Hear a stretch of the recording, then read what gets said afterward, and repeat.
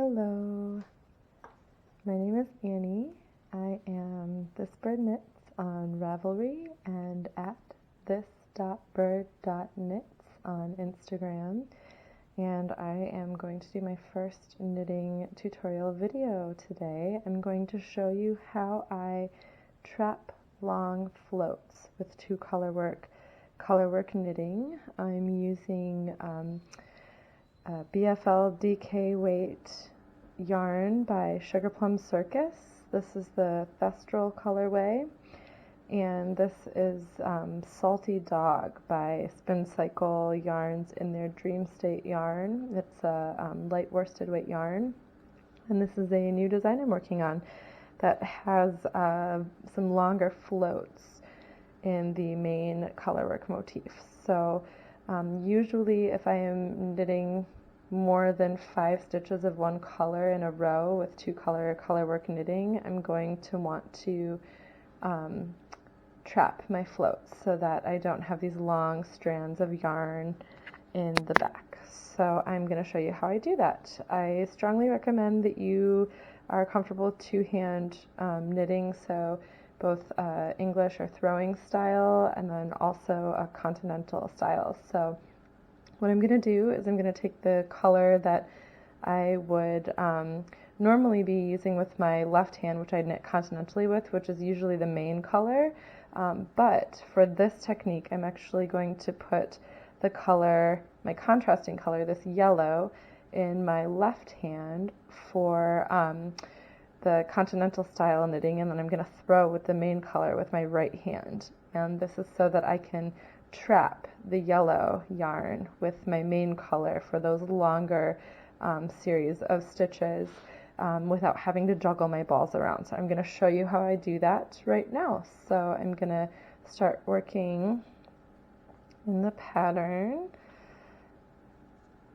knitting a few stitches. So this is the first section where I'm actually going to be working 8 stitches in one color. So I'll knit about halfway through. Now you can see on the previous round where I wrapped this stitch, how I trapped that float. So I'm going to skip that because I don't like to stack my traps. And then the next stitch I'm going to move my CC up onto the needle, and then I'm going to knit that together with the main color and kind of pull that tight in the back, and that's going to kind of tuck that trap and hide it in the back. And then I'm going to keep knitting my other stitches. 1, 2, 3, 4, 5, 6, 7, one more 8. I'm going to go ahead and work my 4 in pattern. And then this next section here is a 5 stitch, which typically I would go up to 5 stitches in one color without trapping. So I'm just going to knit those 5 to get past them. I like to stretch my stitches out like this along the needle to kind of keep my tension from getting too tight when I'm doing colorwork knitting. And I'll do my 4 in the CC, and now I'm coming to that next section where I'm going to be knitting 8 in a row again. So I'm going to show you how I do that. 1, 2, 3. Here's my wrap stitch from the previous round, so I'm going to knit that one. Then I'm going to bring my contrasting yarn to the front of the needle, just like that. Then I'm going to knit that together with the next stitch in my main color. I'm going to kind of pull that taut in the back. That's going to trap that yarn, and then I'm going to keep knitting. And you can see that kind of hides the yarn right there. And once you block your sweater or piece, whatever you're working on, you really won't be able to see those traps. And then you can see how they kind of get trapped in the back there to avoid having really long floats. So I'm going to show you one more time on the next repeat. And I get over there.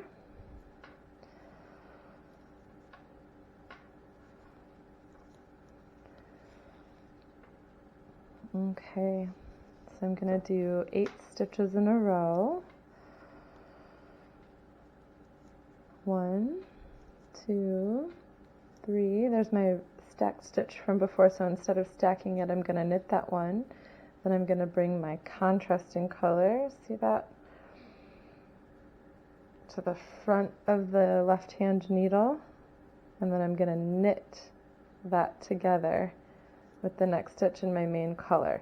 And I kind of pull both of those tight there to hide that stitch, and then you can see how you can't even really see it back there. And that is how I do long floats.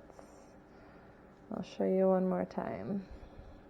It does take a little bit of practice, but this is an awesome technique. Usually I tend to make my own color work charts, and I typically try to make it so that there's not more than a 5 stitch of one color at any given time, just so that I don't really have to deal with long floats. But sometimes you just get an idea for a design, or you find a pattern that you really like that does have a longer float, and it's really nice to be able to know a technique to deal with that, so that you're not having these super long carries behind your work, or having to juggle your balls of yarn back and forth to twist and untwist your yarn. So I'm going to show you one last time here. 1, 2, 3, 4. Bring my contrasting color up, and then I'm going to knit that together with the main color, kind of pulling those both taut just like that. And then I'll keep going with my main color, and you can see how it's hidden right there. Alright, I hope this was helpful, and hopefully I will be making more knitting tutorial videos at some point in the near future. Happy knitting!